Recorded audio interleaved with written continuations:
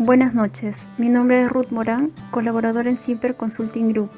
A continuación comenzaremos con el siguiente tema, agentes físicos.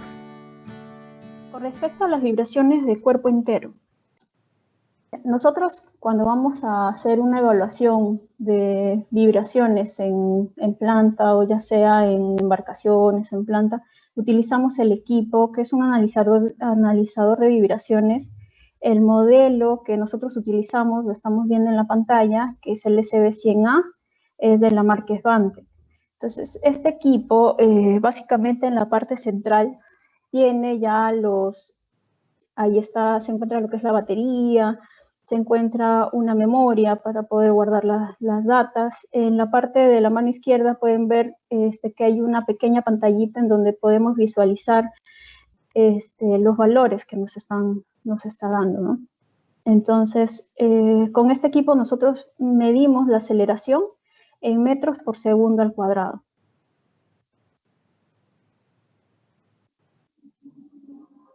Ya. ¿Qué dirección nosotros utilizamos para poder colocar el equipo?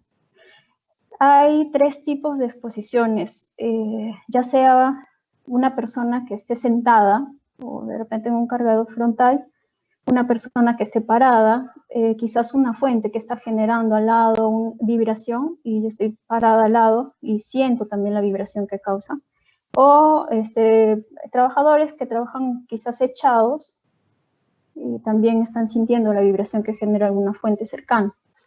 En este caso, los ejes y cómo nosotros verificamos los ejes para poder colocar el equipo, ¿no?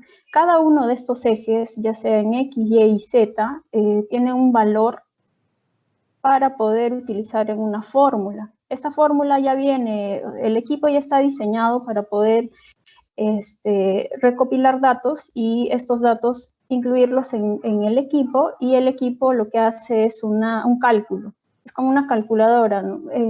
Recopila datos y calcula automáticamente y el valor que nosotros deseamos para poder comparar con la norma o de repente hacer algunos ajustes para al final comparar con la norma. En este caso, el eje X es el que viene, el que sale del pecho de la persona. O sea, si nosotros estamos sentados ahora, vendría a ser como si un eje estaría saliendo del pecho de nosotros, ¿no? En las aceleraciones de las direcciones están, ¿no? Eje X a través del pecho. En cualquier lado, si es que está sentado, está parado o está echado, el eje X sale o atraviesa el pecho.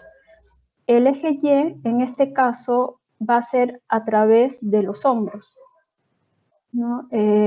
Si nosotros agarramos nuestro hombro a hombro, esa línea que se crearía sería un eje Y.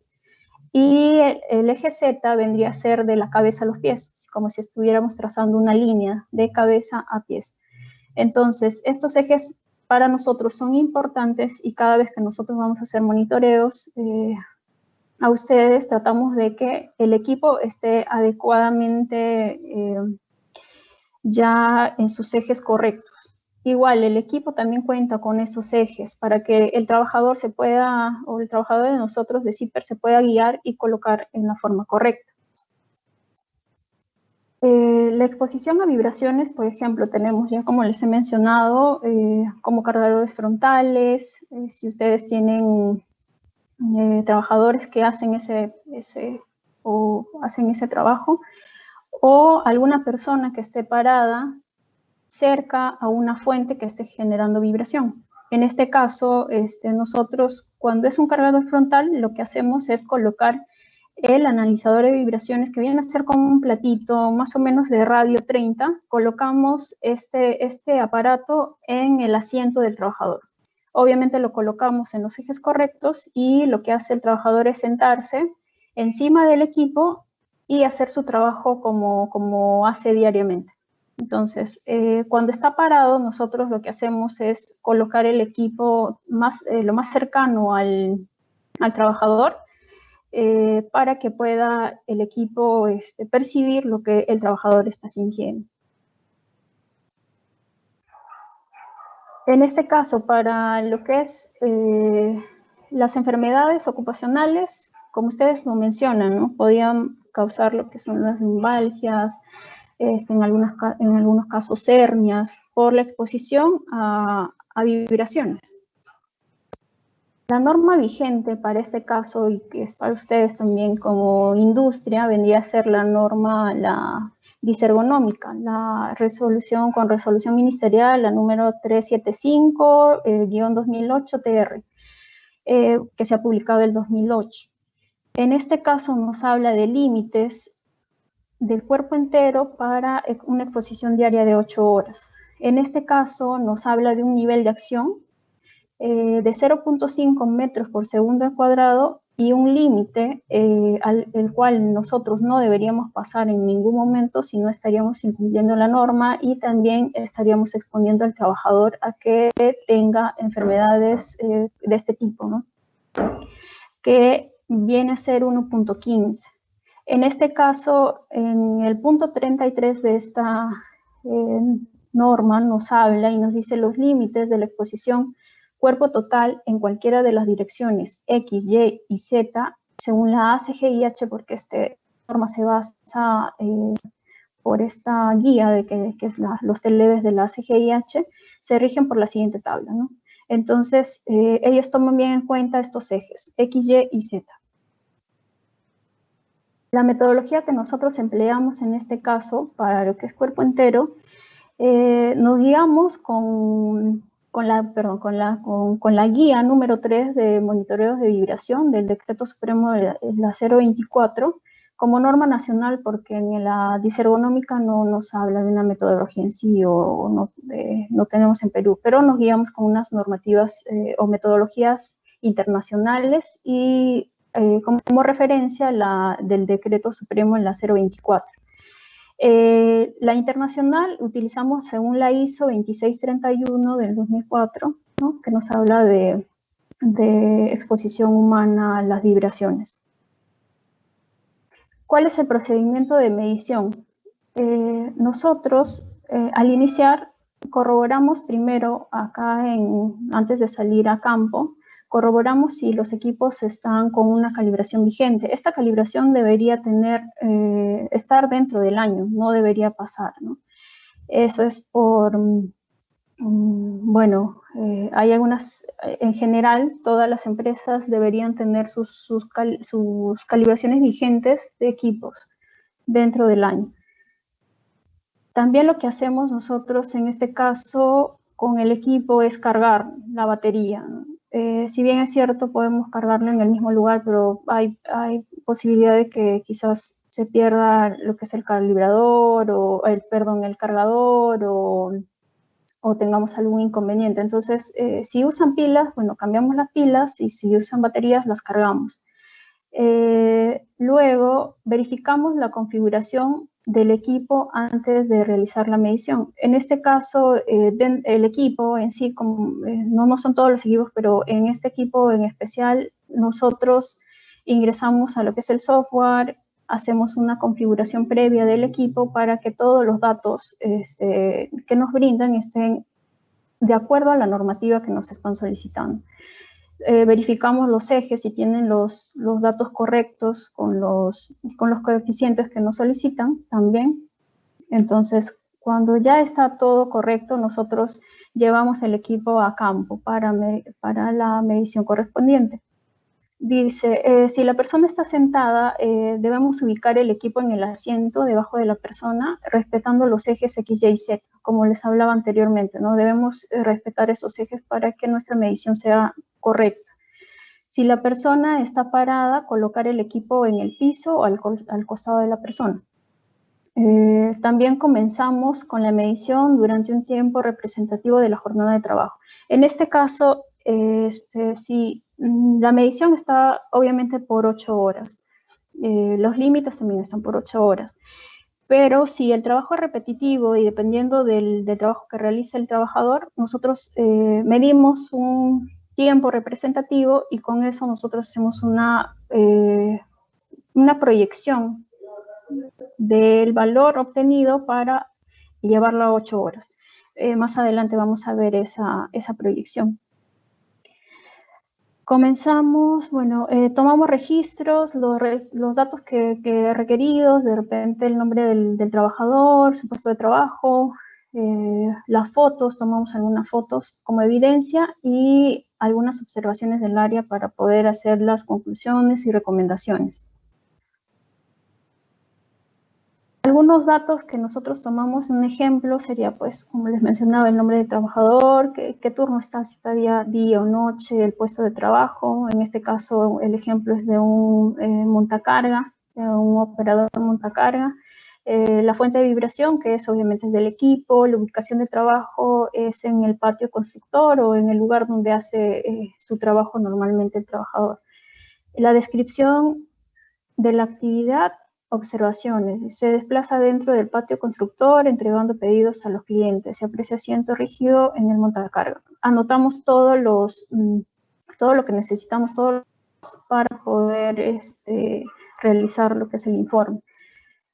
El ejemplo de los datos requeridos del equipo, por ejemplo, ¿no? El área de trabajo, en qué área se encuentra, el puesto de trabajo, qué puesto de trabajo es, el nombre del trabajador, el tiempo de medición. Acá ya nos enfocamos a lo que es propiamente de los cálculos o datos que vamos a tomar.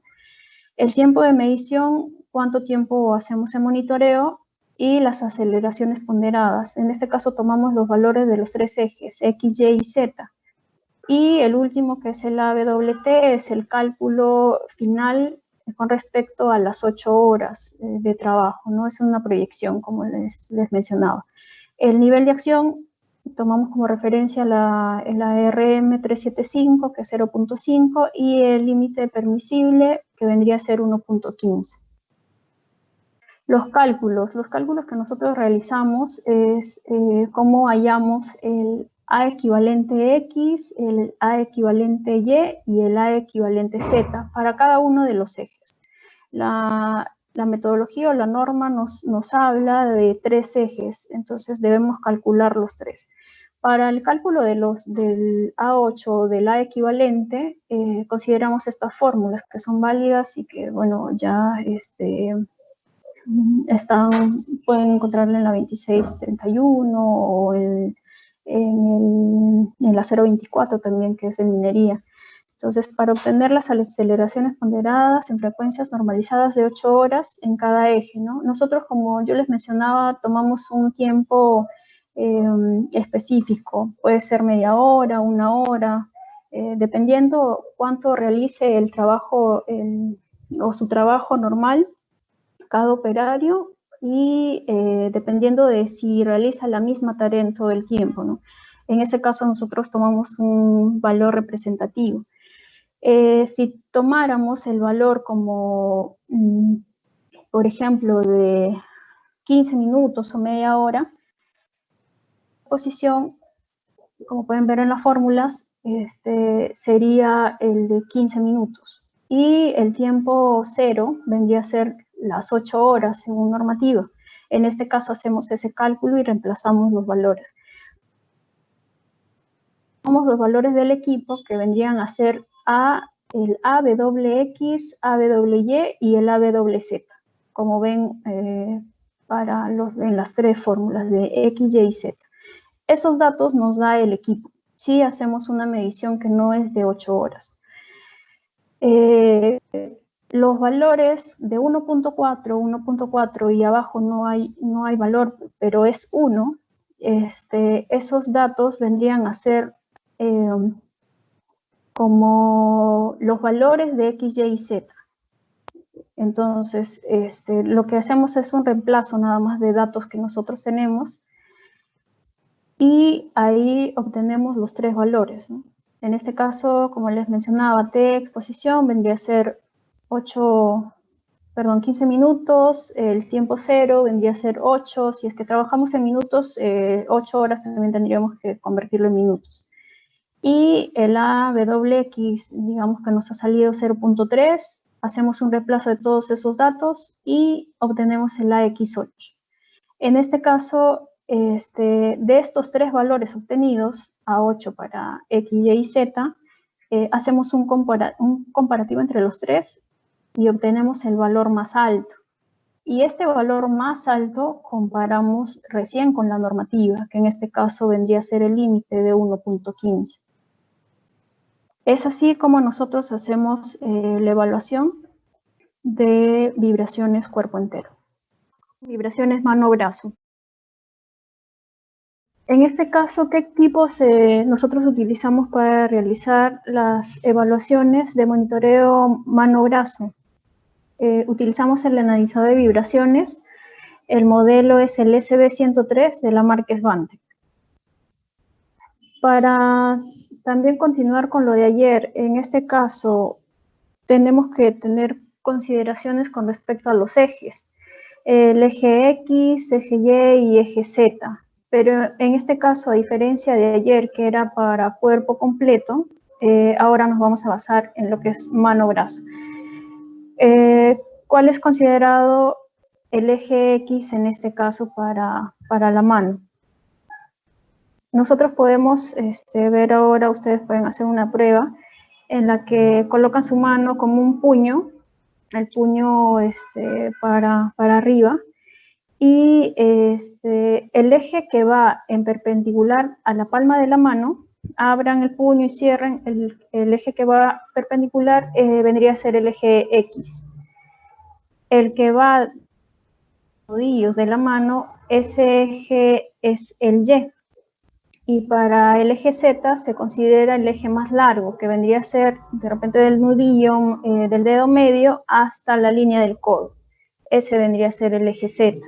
Entonces, para poder nosotros hacer mediciones de vibraciones mano-brazo, tenemos que también tener consideraciones con estos ejes y que los ejes estén correctamente, juntamente con el equipo, ¿no? El equipo se coloca en la palma de la mano y tienen que estar conforme a los ejes establecidos. Las exposiciones de vibraciones, tenemos algunos ejemplos, ¿no? Por ejemplo, en el trabajo de esmerilado, de taladrado también, o uso de herramientas que podrían ser para poder perforaciones en paredes, ese tipo de trabajos, los consideramos como aceleraciones o mediciones de vibración mano-brazo. ¿Qué efectos podrían causarnos estar expuestos a estas vibraciones mano-brazo? En este caso, nosotros podemos sufrir algunos trastornos en las venas o en las arterias de nuestras manos, ¿no? En la pantalla podemos ver una arteria normal, vendría a ser un paso normal de la sangre, y en el otro gráfico vemos una arteria dañada y hay restricción del paso de sangre, ¿no? Por el uso continuo de estas maquinarias. Una enfermedad muy común es el síndrome de Raynaud o el síndrome de dedo blanco. Como pueden ver en las imágenes, vemos manos, que hay algunos dedos que están en coloración blanca. Quiere decir que en este caso las arterias o venas han sido dañadas y ya no pasa la sangre normalmente. También podemos percibir la pérdida de sensibilidad en los dedos, en estos dedos, ya que también pueden ser dañados algunos ligamentos o nervios también, ¿no? El marco legal. En este caso, para lo que es mano-brazo, vamos a basarnos también en la RM, la 375 del 2008, en la disergonómica. Para lo que es mano-brazo tenemos 4 exposiciones en distintos tiempos, ¿no? Si una persona está expuesta de 4 a 8 horas, el límite que no debería exceder es 4 metros por segundo al cuadrado.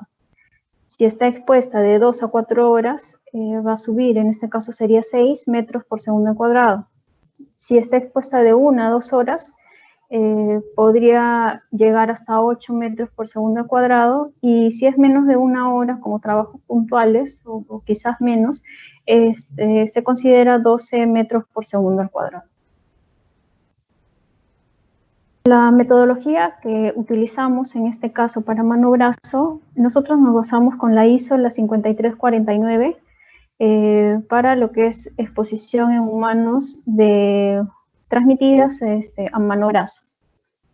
También utilizamos la guía nacional del Decreto Supremo de Minería, la 024, tiene una guía completa, esa también la utilizamos, y algunos criterios que establece la CGIH, el manual de la CGIH que vendría a ser de los higienistas industriales. ¿Cuál es el procedimiento de medición? Primero, lo que tenemos que hacer es corroborar si el equipo cuenta vigente. La calibración que les mencioné el día de ayer tiene que estar vigente por un año, dentro del año, ¿no? Eso tenemos que tener pendiente para poder comenzar con las evaluaciones y utilizar un equipo en sí. También cambiar las pilas o las baterías deben ser nuevas o que estén cargadas. También para evitar los problemas que tenemos o podrían ocurrirnos si es que el equipo se apaga en medio de la medición, ¿no? También verificar la configuración antes de realizar la medición. En este caso, hay algunas configuraciones que también hacemos con el equipo antes de poder hacer las evaluaciones. Colocar también el acelerómetro del medidor de vibración según las instrucciones del fabricante. En este caso, el equipo ya está diseñado para colocar en el puño de la mano entre el dedo pulgar y los demás dedos como una agarradera. Esta agarradera la colocamos como un brazalete en esta posición, y ahí automáticamente los ejes ya van a estar conforme a los ejes X, Y y Z, van a respetar los ejes en esta medición. Luego comenzamos con la medición. En este caso el equipo se coloca el sensor en la mano y el equipo vendría a ser colocado al lado, a la altura del brazo. Vamos a ver fotos posteriormente para poder verificar esto. Luego comenzamos con la medición durante el tiempo representativo. En este caso podríamos hacer, dependiendo de cuánto esté expuesto una persona, ya tomamos los límites que hemos visto anteriormente, ¿no? Si son de repente de 4 a 8 horas, o menor a 4 horas, o 2 horas, o 1 hora, ¿no? Eso ya nosotros viendo en campo debemos conocer el tiempo que debemos tomar en cuenta. Luego de esto tomamos registro de los datos requeridos, algunas fotos y también observaciones del área. Por ejemplo, acá vemos unas fotos de monitoreo, es de Hajduk, del monitoreo que han realizado, creo que es de este año. En este caso podemos ver al trabajador que está acá, ¿no? El equipo está en el brazo izquierdo. En este caso tendría que ser el brazo más expuesto. Normalmente es el derecho porque todos utilizamos la mano derecha. Pero si el trabajador, como en este caso, está manipulando con la mano izquierda y es el más expuesto y la mano derecha de repente no la usa mucho, entonces debemos colocar el equipo acá. En este caso vemos la línea que está en el bolsillo, está colocado el monitor del equipo. Ya. Para la siguiente foto vemos que la mano que utiliza más el trabajador es la derecha. Entonces ahí es donde se considera y se coloca el equipo. El equipo ya viene, el acelerómetro también es de material robusto, entonces va a aguantar todo tipo de vibraciones, ¿no?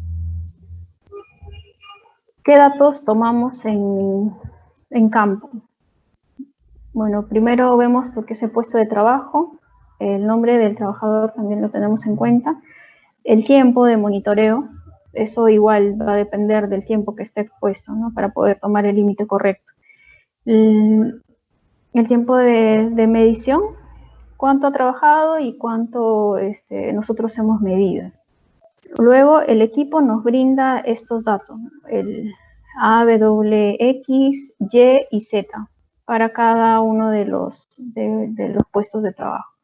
Y en este caso, con una fórmula que vamos a ver más adelante, podemos calcular este valor. que vendría a ser el valor total con el cual nosotros vamos a comparar con el límite permisible, que en este caso vendría a ser, por el tiempo, vendría a ser 4.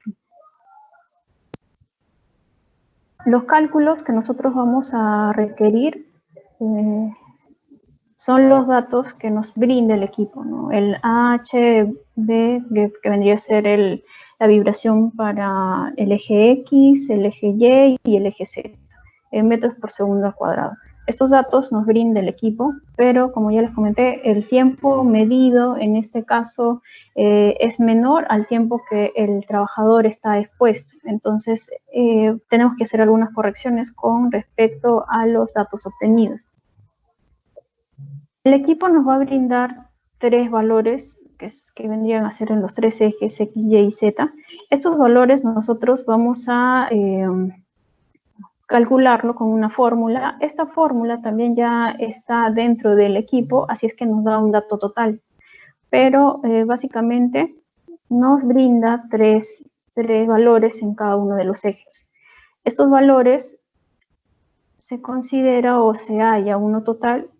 El primer valor elevado al cuadrado más el segundo valor elevado al cuadrado y el tercer valor elevado al cuadrado, y todo esto es de una raíz cuadrada. Entonces así calculamos el valor total, y este valor, el AHB, va a ser del tiempo que nosotros hemos medido. De repente, si el trabajador está expuesto unas 2 o 4 horas, y nosotros tomamos una medición corta de quizás 15 minutos, 20 minutos, dependiendo de cómo podemos tomar el monitoreo, este valor va a ser del tiempo medido. Entonces, pero nosotros debemos convertir este valor para el tiempo que está expuesto el trabajador. En este caso, se considera un A8 como si fuera un valor total para 8 horas, pero si el trabajador está expuesto, en este caso para 4 horas, acá ya sería un A4.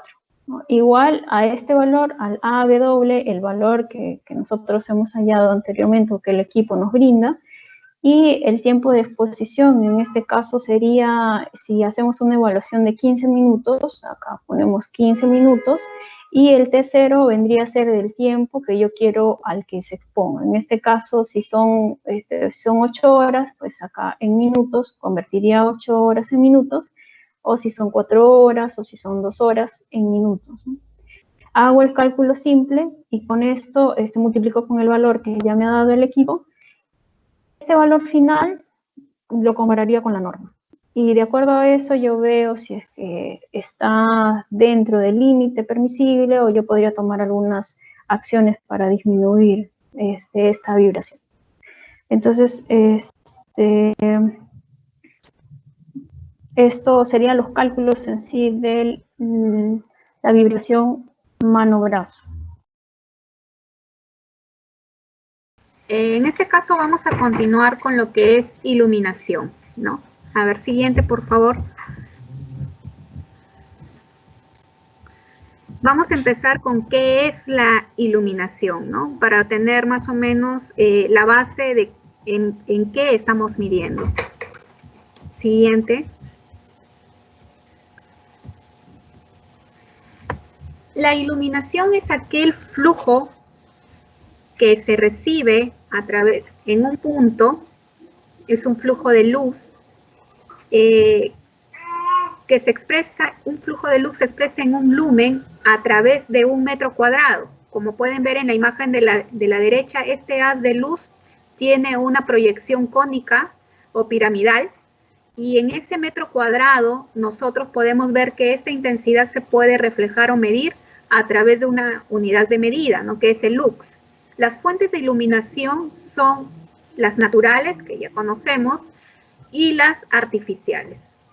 Las naturales no solamente implica lo que es luz de día, también en la noche podemos tener luz natural, ¿no? Pero en este caso ocupacional vamos a referirnos a lo que es luz de día, ¿no?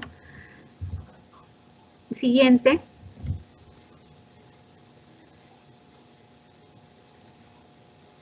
Como podemos ver acá en la iluminación, ¿por qué tenemos que evaluarla? ¿Por qué tenemos que medirla? A veces el tener una iluminación deficiente genera varios obstáculos en el desarrollo de las actividades, ¿no? Eso ya es conocido, pero también un excedente de iluminación puede generar otro tipo de incomodidades al momento de realizar las labores. Entonces aquí podemos ver dos ejemplos, ¿no? Siguiente.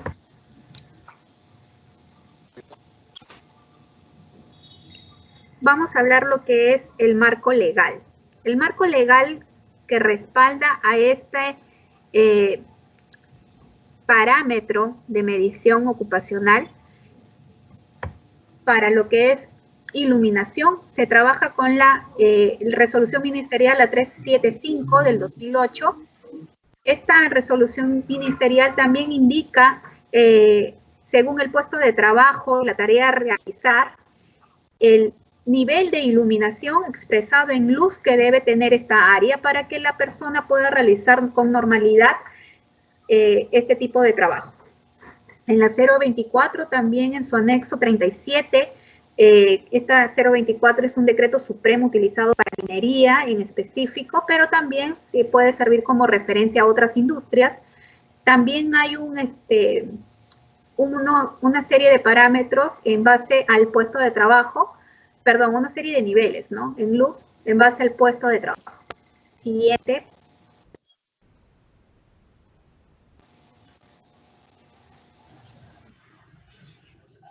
En el marco internacional, como manera de referencia, tenemos también otra normativa como la DIN 5035. También menciona el nivel de iluminación ECLUX que debe tener un área o una actividad de trabajo.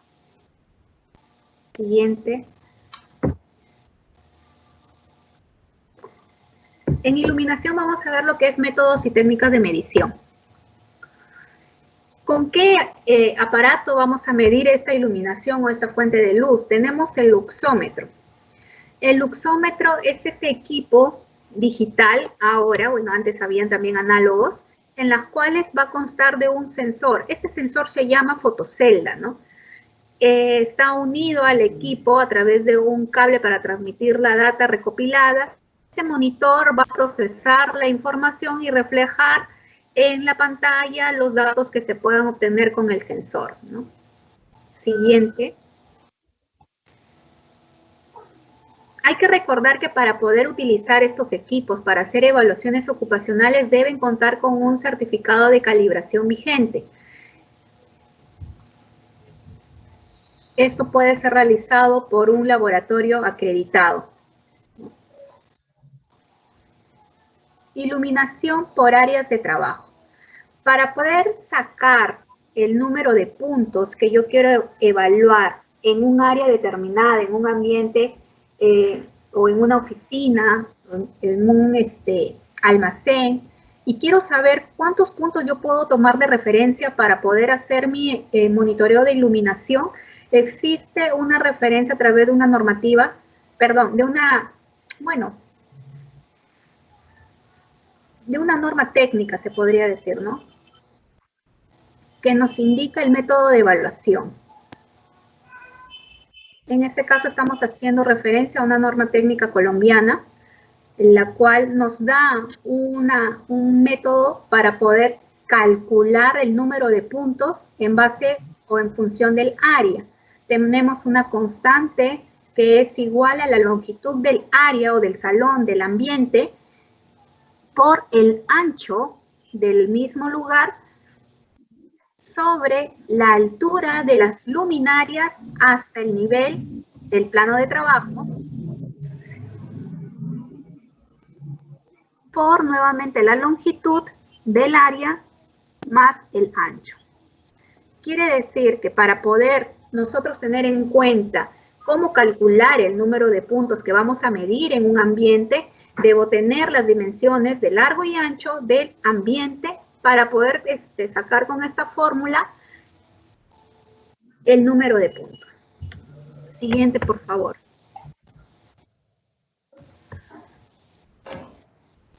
Cuando hemos hallado esta constante, nos va a dar, y reemplazando ya estos datos en base a lo que nosotros tenemos en ese lugar que queremos evaluar la iluminación, nos va a dar un valor, un resultado que es esta constante que hemos estado buscando.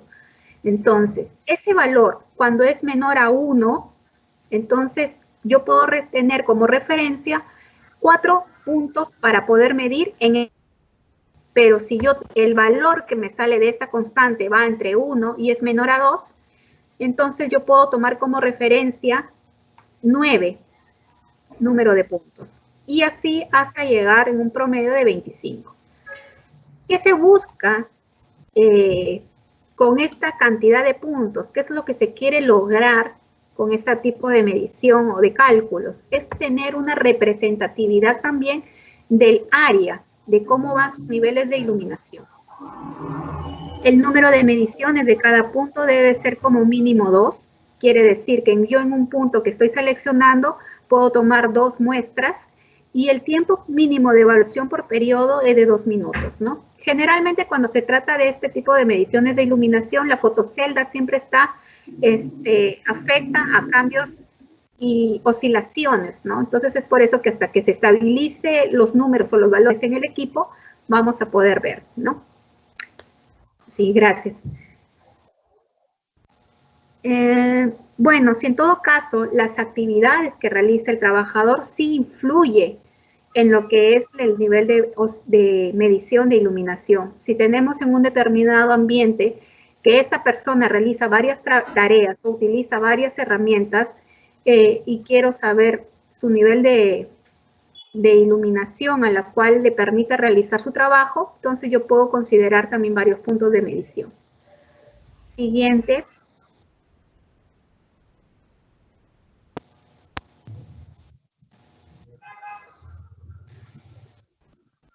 Por ejemplo, también es necesario ver de dónde viene la fuente de luz, ¿no? Hay que considerar también el tipo de luminaria, el tipo de lámpara, qué tipo de luz se emite a través de estos focos, ¿no? O de estos LEDs o fluorescentes. Entonces hay tipo de iluminación, tipo de luminarias que se deben considerar también para poder ver el tipo de valor, ¿no? Para configurar alguno de los instrumentos también nos podría servir de referencia.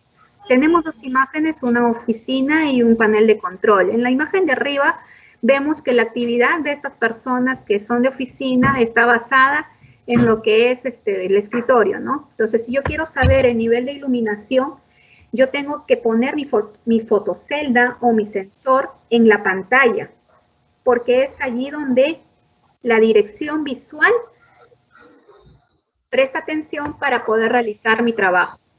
Toda la evaluación ocupacional, para poder saber cómo evaluar, están en función al trabajador. Si el trabajador está parado, como en la foto de abajo, y su atención visual va de manera vertical, entonces yo tengo que tomar un punto de iluminación de esta zona, ¿no?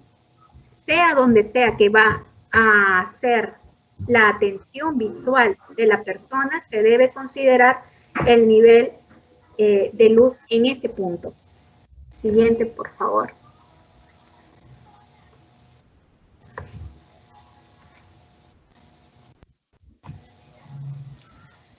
Mencionado ya lo que hemos visto, cómo se evalúa, es un procedimiento de lectura directa bastante simple. En este caso, nosotros tenemos algunos ejemplos de iluminación en base también a la normativa que hemos mencionado anteriormente, ¿no? Hay puestos de trabajo que requieren una concentración y un nivel de iluminación que debe estar en promedio de los 2000 lux. Igual hay otros puestos de trabajo que tienen diferentes niveles, como pueden ver en la imagen, en la cual nosotros podemos, o ellos pueden realizar y desempeñar óptimamente sus funciones, ¿no? En áreas abiertas y áreas con luz de día, se puede decir que un nivel de iluminación es adecuado, es 20 lux o en promedio, ¿no? En el ambiente abierto es de 20 lux. en puestos cerrados, oficinas, talleres, de repente algunas aulas, el nivel de iluminación que debe haber en ese ambiente es de 300 lux. ¿Qué efectos me produce el nivel de iluminación? El nivel de iluminación deficiente no solamente puede generar incomodidad en las personas, sino también puede generar errores en el momento de desempeñar las labores, ¿no? Eso es lo que se quiere evitar y es por eso que se hace el control de este nivel, de este parámetro, para poder nosotros brindar las mejores condiciones a los trabajadores para desempeñar sus actividades. Ruido ocupacional. Y ya hemos determinado que el ruido es aquel sonido que no es deseable, que es incómodo y que genera molestia, malestar, ¿no? Para determinar también el ruido hay que conocer un poco más acerca de la definición de sonido. ¿Qué es el sonido? El sonido es un impulso de energía que viaja en todas direcciones a través de un medio, produciendo una onda generada por esa misma energía en la vibración de este medio. Entonces, cuando viaja el sonido, se expande una onda de manera constante y genera ciertas propiedades. Las propiedades que vamos a tocar es la velocidad, la longitud de onda, la frecuencia, la amplitud y la reflexión. Como pueden ver en la imagen, el punto como fuente de ruido se inicia en ese punto rojo y genera un campo sonoro, un campo o un nivel de expansión de este ruido, que a medida de que se aleja del punto inicial, este se atenúa y pierde fuerza. En cuanto a la velocidad del sonido, cuando viaja, esto a través del medio tiene distintas velocidades. En el aire, a temperatura ambiente, viaja a 343 metros por segundo. Y en otros estados, como el gaseoso, el líquido y el sólido, tiene diferentes velocidades. Así como también se transporta o viaja el sonido sobre materia inerte, también puede viajar sobre organismos vivos. Y tenemos a través de tejidos adiposos, tejidos blandos, el cerebro, el hígado, también transmiten el sonido a cierta velocidad. Cuando vemos esta tabla, vemos que la velocidad se incrementa cuando el sonido viaja en superficies metálicas, como por ejemplo el aluminio, el cobre, el hierro, el plomo, y por lo tanto eso hace que la expansión también sea mayor.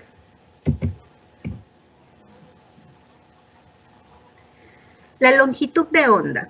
La longitud de onda es esa distancia que hay entre cada cresta que se dibuja en esta onda. Si hacemos una semejanza entre un estanque o un recipiente de agua en quietud y arrojamos un objeto en la parte central, vamos a obtener como resultado una serie de ondas. De esa misma manera es como viaja el sonido a través de cualquier medio. Entonces, la distancia que hay entre una ola y la otra es la longitud de onda.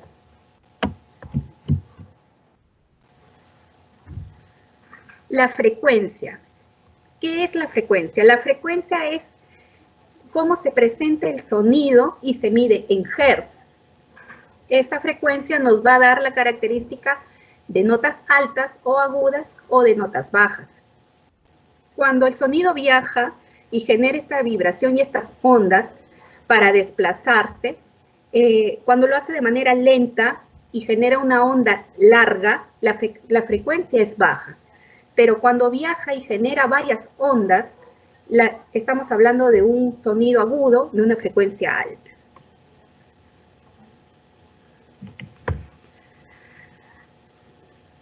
Cuando escuchamos, nosotros lo hacemos a cierta frecuencia. El oído humano puede percibir frecuencias de más o menos desde 20 hasta 20.000 Hz.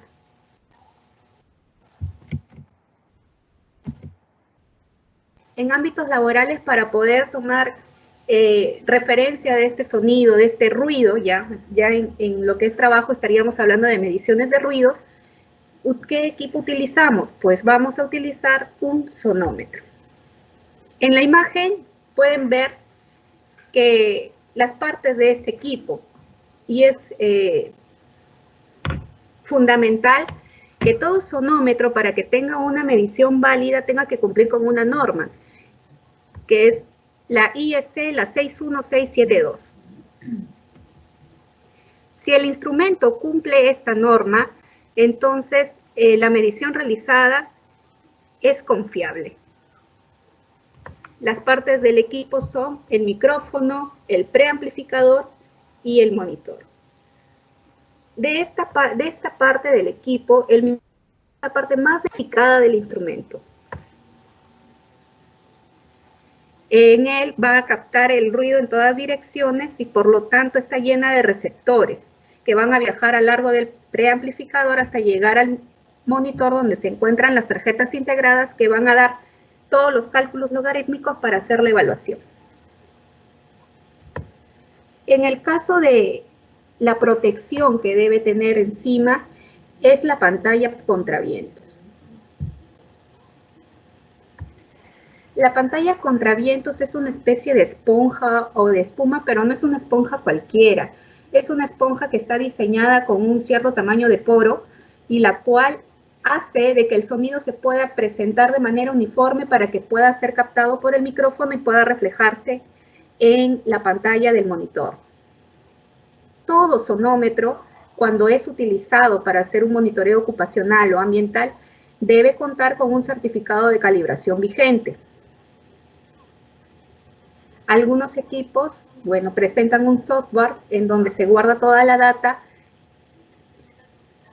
y por lo tanto puede descargarse en cualquier PC para poder proceder a los análisis o a un reporte.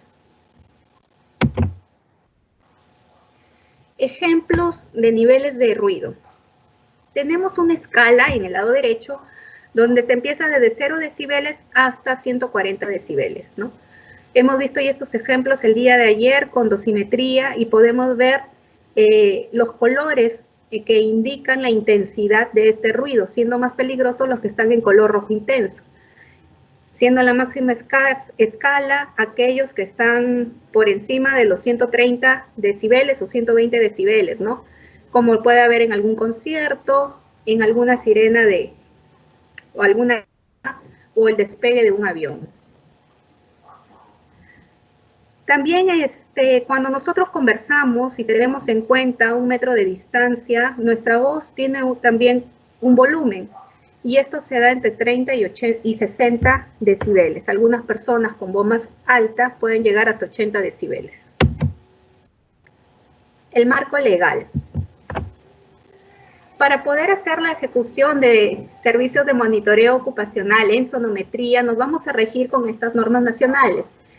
Existe el Reglamento de Seguridad y Salud en el Trabajo con Electricidad del 2013, que esta normativa regula o indica varios parámetros a considerar en cuanto a agentes ocupacionales, y entre ellos está el artículo 103, en la cual menciona el tipo de protector auditivo en base a los equipos generadores eléctricos.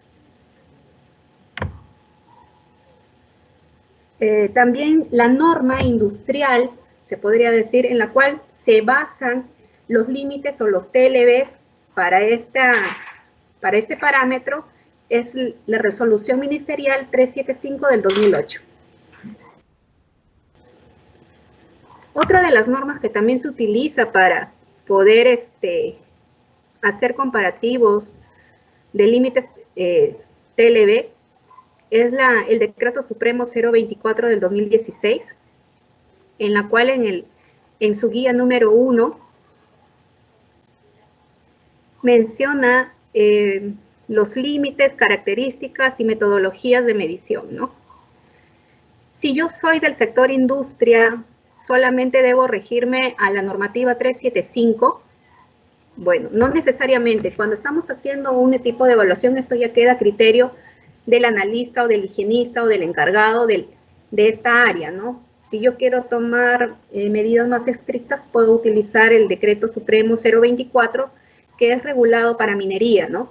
pero no es obligatorio.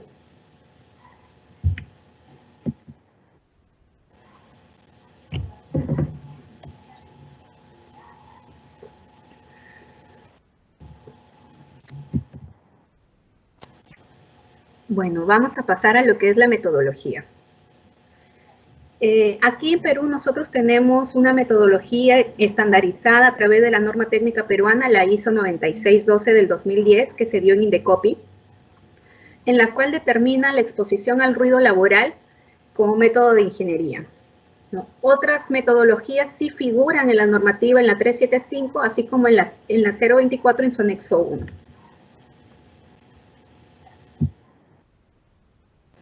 Estas metodologías podemos resumir que para el caso de sonometría, la configuración del instrumento tiene que tener ciertos valores, ¿no? Y la colocación del mismo también a ciertas distancias. ¿Qué es lo que dice la norma? La norma indica de que el sonómetro debe de estar configurado con filtro de ponderación A. Ayer vimos este filtro, ¿no? Este filtro de ponderación A es aquel filtro que se regula o se ajusta muy similar a lo que sucede en el oído humano. Registra con ese ajuste ante cualquier ruido, ¿no? La tasa de cambio debe estar con 3 decibeles, quiere decir de que cada 3 decibeles vamos a tener el margen para poder compararlo con la normativa. El tiempo de respuesta puede ser slow o puede ser fast, dependiendo del tipo de sonido. Quiere decir que si yo tengo un área, un ambiente laboral, con ruidos constantes, yo puedo hacer que mi sonómetro esté configurado en slow. Son ruidos que van a captar cada segundo. Sin embargo, si yo tengo áreas en las cuales hay carpintería, hay oficinas, hay actividades mixtas, entonces los ruidos van a ser intermitentes, yo tengo que considerar como tiempo de respuesta fast, ya que la captación del sonido para que pueda ser evaluado y procesado va a ser menor a 1 segundo. ¿Cómo colocar el sonómetro para tomar la evaluación de ruido? El sonómetro debe estar a 1,5 metros del nivel del suelo. Es por eso que se recomienda el uso de un trípode. La inclinación hacia la fuente es de 75 grados. La distancia del observador que va a monitorear es recomendable que esté a 1 metro de distancia de donde se está instalando este sonómetro. Conociendo ya la normativa legal, conociendo ya la metodología, realizando la evaluación en campo, ¿cuáles son los valores que se van a procesar con este equipo? Tenemos el nivel equivalente continuo y el nivel equivalente proyectado. El nivel equivalente continuo es aquel nivel de sonido en ponderación A que está configurado en función del tiempo. Tenemos una fórmula logarítmica en base a la función del tiempo y esto ya viene configurado en la data, en el microprocesador que tiene cada instrumento. Hay instrumentos que también nos dan este LQ proyectado. Quiere decir que para jornadas diferentes a 8 horas, tenemos que sacar también esta proyección en el tiempo. Entonces utilizamos otra fórmula que también el equipo lo puede realizar por sí solo, ¿no? Cuando ya hemos hecho el análisis, hemos procesado la data y tenemos ya la información recopilada, entonces, ¿qué es lo que podemos sacar como conclusiones de este monitoreo? Para poder hacer eso, tenemos que evaluar el tiempo de exposición referencial. ¿Qué es el tiempo de exposición referencial? Es aquel tiempo que en base a la medición nos va a arrojar un valor y este valor es el que va a determinar cuánto tiempo se va a exponer un trabajador, ¿no? Ahí tenemos la fórmula que es 8 sobre 2 a la L menos 85 sobre 3. ¿Qué es L? L viene a ser el nivel equivalente, ¿no? El valor que salió en el resultado de monitoreo de un punto, por ejemplo. y también tiene un porcentaje en dosis. Acá hay un ejemplo de un monitoreo realizado en un taller de soldadura. Si pueden ver esa tabla, ese punto de medición que tenemos en este taller, hay una descripción, los datos que se toman de la medición es la hora inicial, la hora final, el tiempo transcurrido y las condiciones de medición, ¿no? Son datos que se añaden para poder hacer la evaluación. Los resultados. Tenemos un nivel mínimo, cuál es el menor registro obtenido en esta evaluación. También hay un máximo, que es el máximo valor registrado en esta medición, y tenemos un nivel pico, ¿no? Que está dado en configuración de ponderación C, que es un receptor sin filtro, se toma tal cual la fuente, ¿no? Que allí tiene un valor de 118.8 decibeles. El nivel equivalente final viene a ser de 86 decibeles, y haciendo ya con este nivel equivalente la formulación para el tiempo de exposición referencial, se dice 5.92 en base a esta evaluación. ¿Qué quiere decir? Que en este taller de soldadura, el trabajador con estos niveles de ruido que se consideran 86.3, no puede permanecer más de 5 horas 92 minutos, ¿no? Casi 6 horas para poder realizar este trabajo.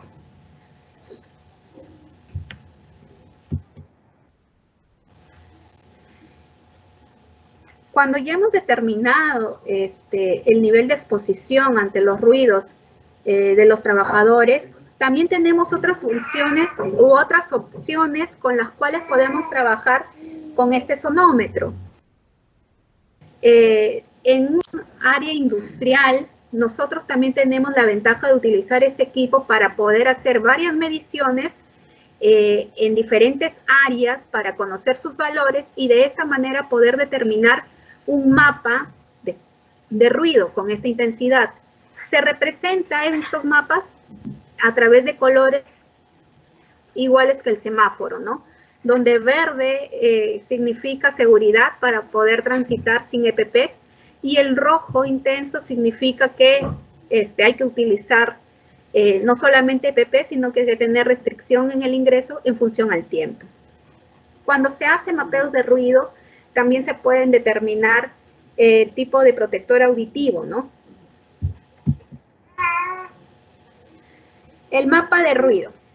El mapa de ruido, como hemos visto en la escala de colores, tenemos desde 80 decibeles, ya que, como hemos visto el día de ayer, a partir de 85 decibeles en un promedio de 8 horas, vamos a tener ya ciertas consecuencias. Entonces, la escala considera desde 80 hasta 105 en este ejemplo, ¿no? En el caso de 80 decibeles, no es necesario requerir o utilizar protectores auditivos, pero en el caso ya a partir de 82, 85 decibeles ya se considera como una alarma, ¿no? Por eso ya cambia el color, y eso es un indicador para poder nosotros tener en cuenta de que debemos evaluar el tiempo de permanencia o, en todo caso, qué tipo de protector auditivo podemos utilizar al ingresar en estas zonas. Aquí tenemos un ejemplo en donde vemos otros colores y en el lado derecho se presenta en la escala, ¿no? Como resultado de este ejemplo, de este mapa de ruido, vamos a encontrar los niveles de equivalentes encontrados, ¿no? Vemos que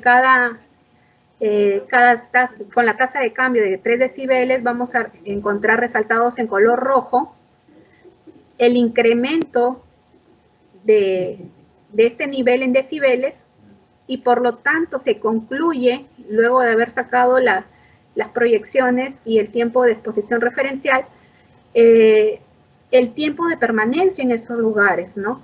Mientras más sube la tasa de cambio, tenemos menos tiempo de exposición. ¿Qué consideraciones debemos tener cuando hacemos evaluaciones de ruido por sonometría?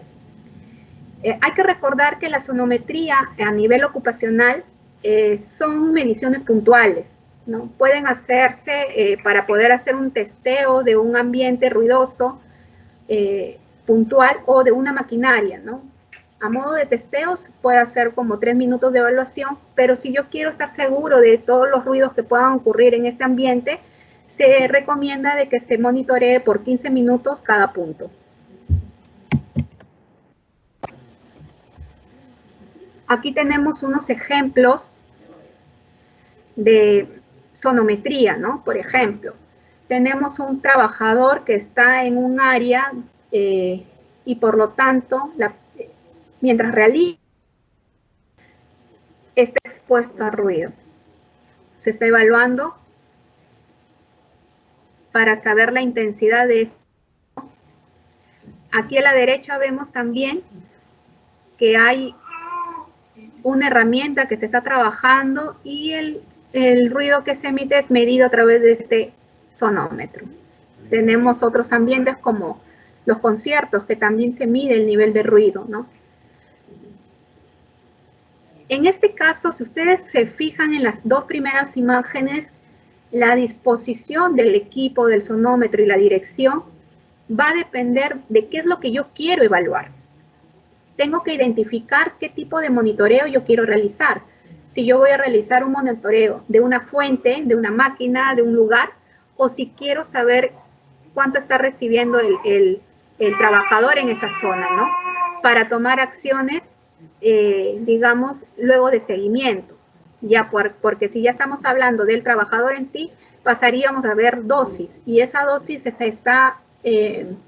realiza a través de la dosimetría. Acá tenemos otros ejemplos de cómo llega la medición del ruido, ¿no? Y una fuente generadora para poder evaluar su valor.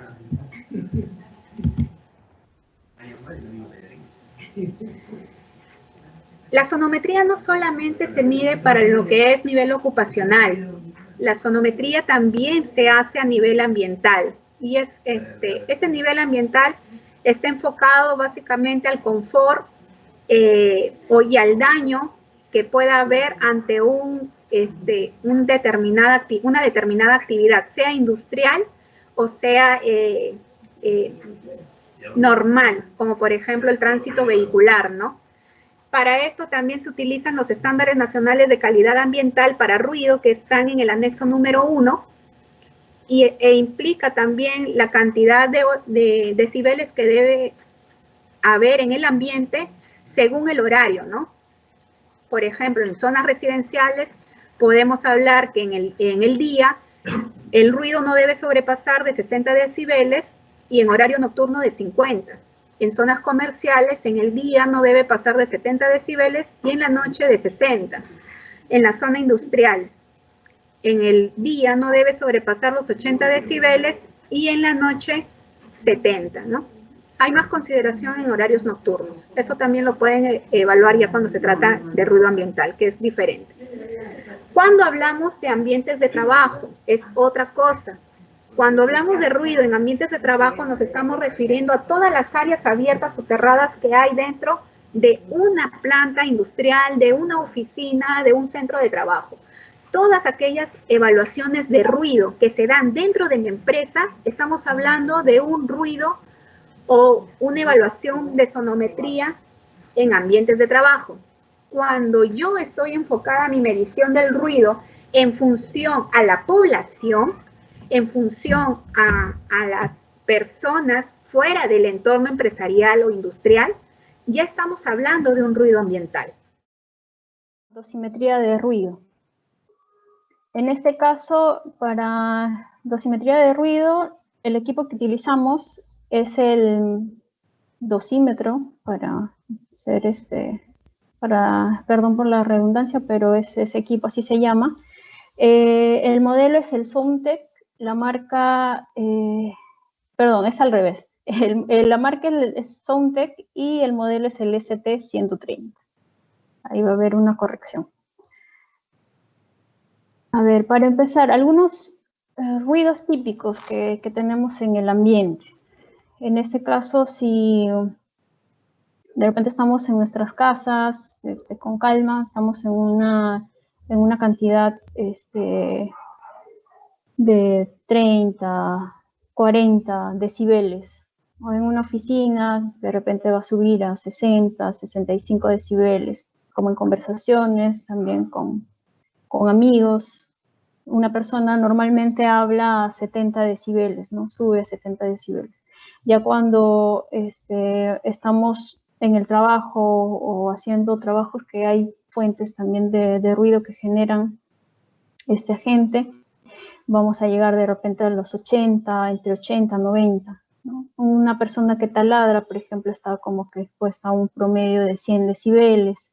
Un grupo musical o un concierto, ¿no? Ya va subiendo a 110 decibeles. Los cohetes que reventamos todos en Navidad, Año Nuevo, más o menos 130 decibeles. Y cuando despega un avión, si es que habría una persona cercana a ese punto, podría escuchar hasta 140 decibeles. En este caso, ¿qué es el ruido? Dice que es un conjunto de sonidos mezclados y desordenados, y según la OMS, todo sonido indeseable, en general el ruido se caracteriza por ser psicológicamente molesto. Es un sonido molesto, vendría a ser el ruido, ¿no? El marco legal. Para nosotros hacer las evaluaciones de ruido por dosimetría, utilizamos la norma, la disergonómica también, ¿no? Que es la RM, la 375 del 2008. Ahí nosotros podemos encontrar límites para los horarios de trabajo. En este caso, el normal vendría a ser 8 horas. El límite que nosotros conocemos son 85 decibeles, ¿no? Si ustedes harían un trabajo de 12 horas, el valor límite para ustedes sería 83 decibeles. Y así va subiendo las horas y el valor va bajando, o en su defecto las horas van bajando y el nivel de exposición a la que estaría permitido está subiendo, ¿no? Por ejemplo, si estuviera en un lugar donde hay ruido a 91 decibeles, sin protección, se hablan sin protección, solamente podría estar ahí 2 horas, para estar seguro. ¿Ya? En el punto 25 de la disergonómica menciona que en los lugares de trabajo donde se ejecutan actividades que requieren una atención constante y alta exigencia intelectual, en ese caso, por ejemplo, como centros de control, laboratorios, oficinas, salas de reuniones y demás, está permitido hasta 65 decibeles. La metodología que utilizamos y de referencia vendría a ser la NTP, la norma técnica peruana, la ISO 9612 del 2010, que vendría a ser la determinación de la exposición de ruido laboral.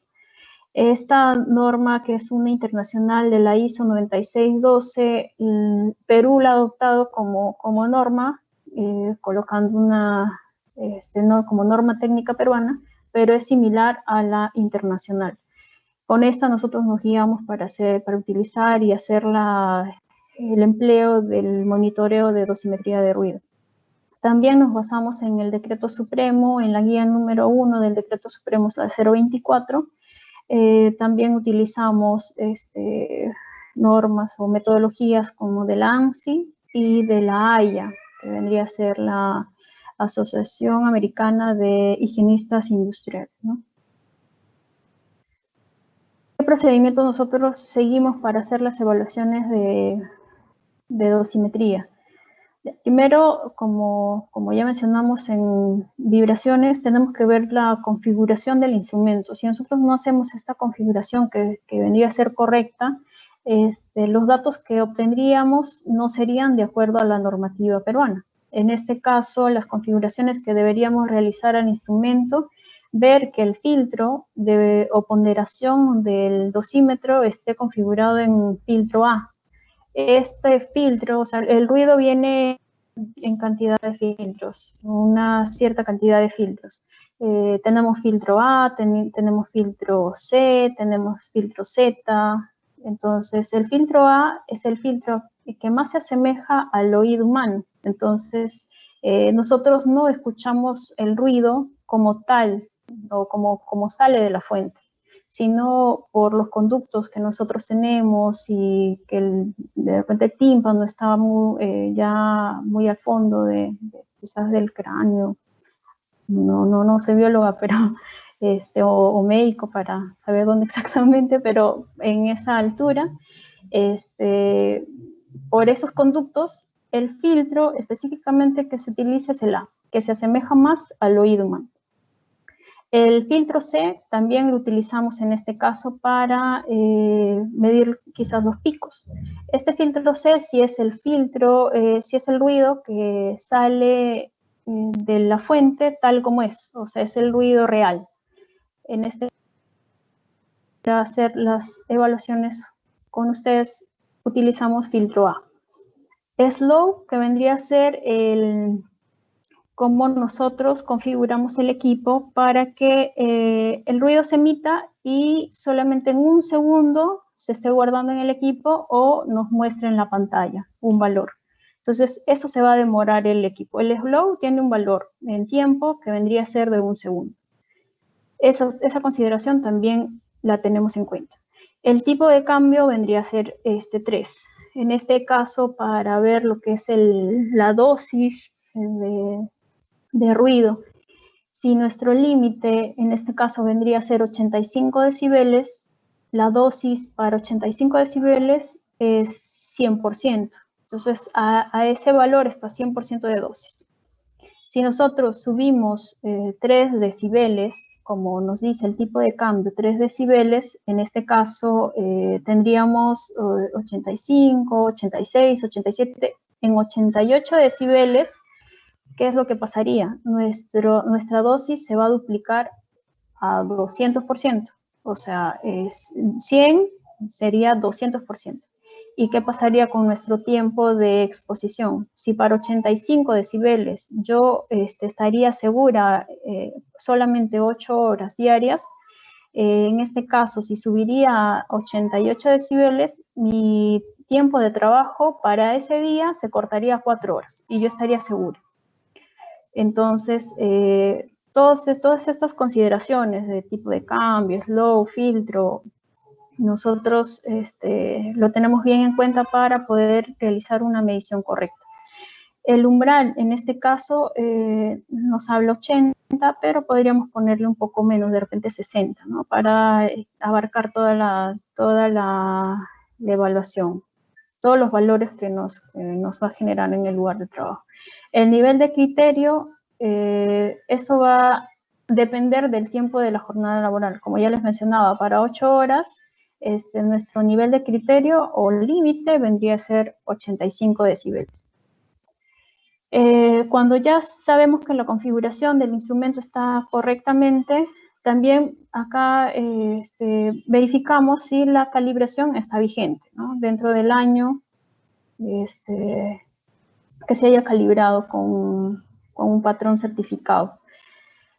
Después de esto colocamos el micrófono a la altura del hombro, que es lo más común, más o menos se puede colocar, de ser necesario, en un punto cualquiera, a una altura o que no pase de los 10 centímetros del oído de la persona. Lo más cercano, de repente en el hombro, lo más cercano al área auditiva para poder realizar las mediciones. También el instrumento se debe colocar al inicio de la jornada laboral, es decir, si es que el trabajador ingresa a las 8 de la mañana o 7 de la mañana, el dosímetro debe ir juntamente con el trabajador. Luego también nos habla de que debe estar aproximadamente el 70% de la jornada o la jornada laboral. Es por eso que en dosimetría nosotros colocamos el equipo temprano, de repente a las 8 y para la tarde lo estamos retirando. Se necesita un tiempo prolongado para obtener un resultado fiable. Mínimo, como les mencionaba, 70% de la jornada. Luego de eso, nosotros lo que hacemos es tomar los registros, los datos de los trabajadores, fotos y las observaciones del área, ¿no? ¿Qué se realiza exactamente cuando hacemos la evaluación de dosimetría? En este caso, lo que a nosotros nos interesa es obtener el equivalente o el nivel equivalente. En este caso, en la pantalla pueden ver una evaluación de ruido en función del tiempo. Ustedes ven que no es plano, ¿no? No, de repente hay ruidos o unos picos que podrían generar que nuestro valor se incremente. En este caso es un equipo que se utiliza que tiene tres evaluaciones, como se puede decir, ¿no? Y en la parte de abajo podemos ver cuánto es el equivalente. En el color rojo, cuánto nos da. Por ejemplo, acá tenemos 55 decibeles, ¿no? En el color verde, 66 decibeles. Y en el color azul, 60.7 decibeles. Ese es el equivalente. Que todos estos valores tenidos o los picos que ustedes están viendo, que es un valor ya guardado en el equipo automáticamente guarda valores, todos estos datos son calculados con una fórmula que las vamos a ver más adelante. ¿Qué es el equivalente o el LA equivalente? En este caso el LA es por la ponderación que nosotros estamos utilizando, que vendría a ser la ponderación A. Entonces, el nivel equivalente continuo es un indicador que permite describir la contaminación acústica en una locación. Muestra el nivel de ruido acumulado a lo largo de un periodo de tiempo T. Entonces, es el valor de ruido que nosotros percibimos, pero en función del tiempo. Entonces, acá nos da una fórmula para calcular esos valores, ¿no? Anteriormente, cuando no existían equipos más sofisticados, se tenía que hacer estas fórmulas, colocarlas en un Excel y todos los valores obtenidos ya calcularlos manualmente. Ahora los equipos ya, como son más avanzados, esta fórmula la tienen dentro de la memoria del mismo equipo y automáticamente ya nos dan un L equivalente. El equivalente, perdón, es para el tiempo de medida que nosotros hacemos. En este caso, como si ustedes trabajan 8 horas y nosotros podemos hacer el 70% de la jornada, que vendrían a ser 6 horas y algo, este valor de el equivalente según el equipo vendría a ser solamente para 6 horas, un ejemplo, unas 6 horas. Entonces, pero la norma nos brinda el límite de 8 horas, de 85 decibeles, perdón, para 8 horas. Entonces, lo que hacemos es proyectar el valor que obtenemos del equipo para obtener el equivalente proyectado. Entonces, utilizamos esta fórmula. La fórmula vendría a ser el L equivalente proyectado, va a ser igual al L equivalente, el valor que nos da el equipo, más 10 por el logaritmo de T. De T vendría a ser el valor que nosotros hemos tomado como referencia. En este caso serían 6 horas. Sería 6 entre 8, el logaritmo de eso por 10, más el valor que nosotros hemos tenido o ya el equipo. Algunos cálculos adicionales que también tenemos, en este caso la dosis, que también es importante para nosotros, para ver qué cantidad de tiempo el trabajador estaría expuesto, sería lo ideal, ¿no? Pero todos estos cálculos, vuelvo a repetir, que son sin uso de EPPs. Ya cuando se usa EPPs ya es otra cosa, el trabajador podría estar más tiempo de repente. Y en este caso la dosis vendría a ser el tiempo leído o el tiempo monitoreado, en este caso 6 horas, entre 8 por 2 elevado a la L menos 85. El L vendría a ser el nivel de ruido equivalente en ponderación A, el valor para 6 horas. Entonces obtenemos el valor para 6 horas, lo restamos 85 entre 3, 2 elevado a ese valor y multiplicado por 6 entre 8. Ese valor en porcentaje de dosis sería el valor que nosotros también obtengamos para ver si el tiempo es el adecuado, ¿no?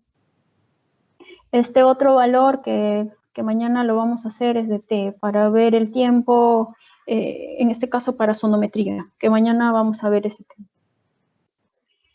Los datos que nosotros obtenemos o los datos requeridos para poder hacer nuestro informe es un ejemplo, porque cada año nosotros vamos cambiando y qué datos, de repente aumentando algunos datos, pero tomamos los nombres de los trabajadores y el puesto de trabajo, ¿no? ¿Qué puesto está ocupando, la fecha en la que se hace la medición, la hora de inicio de la jornada o del monitoreo y la hora a la que ha terminado. Cuánto es el tiempo de medición y el nivel de exposición. Tomamos los valores límites, el L mínimo, el valor límite mínimo, el límite máximo, o el valor máximo, el L peak y el equivalente. Este valor equivalente es el que nos va a, nosotros vamos a usar para poder comparar con la normativa. Y tenemos el nivel de acción, en este caso se está considerando 82 decibeles y el límite permisible 85, para una jornada laboral de 8 horas. Si la jornada laboral sería de 12 horas, mi límite va a ser menor, ¿no? Y ya nos guiamos con la tabla que mostramos anteriormente. Entonces, acá, si mi valor, los valores del equivalente vendría a ser 73.4, en este caso el señor Delgado Paredes está dentro del límite permisible, es decir, que no, acá lo pintamos en verde, está bien. Entonces, ¿hay algún valor que pasa? No, todos están dentro del valor permisible, ¿no? Entonces pueden trabajar normalmente sus 8 horas, pero igual de todos modos se les recomienda, si están más de 70, de repente utilizar unas orejeras, ¿no? También lo que nosotros hacemos es el nivel de reducción de ruido. ¿Cómo hacemos, no? En la parte, según OSHA, tenemos que hacer un ajuste de NRR, el real, ¿no? En la parte atrás de los tapones, ya sean orejeras, tapones, viene un valor que nos indica un NRR, que es el nivel de reducción, el que nos indica en la bolsita que viene el equipo, ¿no? Entonces tomamos ese valor y calculamos uno real. Entonces tomamos ese valor, le restamos 7 y le dividimos entre 2. Entonces ese sería nuestro NR de ajuste, que también nosotros consideramos eso en el informe. Y bueno, eso sería todo con respecto a lo que es dosimetría de ruido. Eso sería todo por hoy. Muchas gracias por su atención y por ser parte de nuestro primer ciclo de videoclases. Próximamente traeremos más temas de su interés. Los esperamos.